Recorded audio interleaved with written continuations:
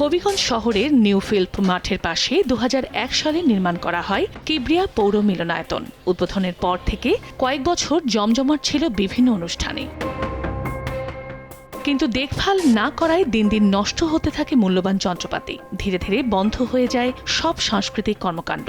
নষ্ট হয়ে গেছে কোটি টাকার এয়ার কন্ডিশন, সাউন্ড সিস্টেম, আলোকবাতি, মঞ্চ, চেয়ার টেবিল সহ যাবতীয় সরঞ্জাম। নজরদারি না থাকায় সন্ধ্যার পর বখাটেদের আড্ডা বসে এই মিলনায়তনে। শিগগিরই সংস্কার করে আগের ঐতিহ্য ফিরিয়ে আনার দাবি সংস্কৃতি কর্মীদের।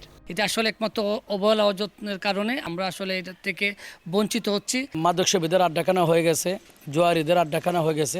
কিবরিয়া অডিটোরিয়ামের ভিতরে যে জিনিসপত্রগুলা বিকল অথবা নষ্ট হয়ে গেছে, এগুলোকে সংস্কার করে অচিরেই প্রতিষ্ঠানটি আবার পুনরায় আমাদের মধ্যে ফিরে আসুক। কর্তৃপক্ষ বলছে আগের পৌর পরিষদের গাফিলতির কারণে এমনটা হয়েছে, তবে শিগগিরই সংস্কারের আশ্বাস সংশ্লিষ্টদের।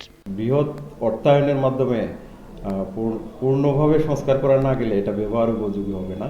এজন্যই আমরা মূলত মন্ত্রণালয়ের শরণাপন্ন হয়েছি। যদি সেটি অনুমোদিত হয় তাহলে পূর্ণদমে এই অডিটোরিয়ামের কার্যক্রমটি চালু করা যাবে। 2001 সালে কিবরিয়া পৌর মিলনায়তন নির্মাণে ব্যয় হয় 5 কোটি টাকা।